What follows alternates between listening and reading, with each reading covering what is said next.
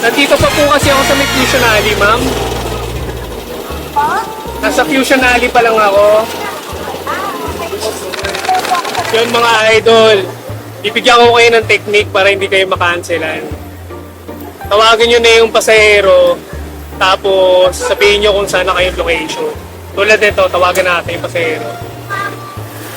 Dito ako sa may Fusion Alley. Yung pick up ko nasa Starbucks ng ano. Hello po ma'am, magandang... Hello po. Hello po. Ma'am, magandang gabi po. Sa Angkas po ito. Ma'am, nag-arrive na po ba sa inyo, ma'am? Nandito pa po kasi ako sa may Fusion Alley, ma'am. Nasa Fusion Alley pa lang ako. Sige, sige po ma'am, tawagan kita once na nag-arrive na po ako sa inyo, ma'am. Pasensya na po. Tawagan po kita once na nag-arrive na po ako dyan, ma'am. Pasensya na po. Thank you po. Diba? Nakakaintindi naman yung mga pasahero natin eh. I-inform lang natin sila basta tama.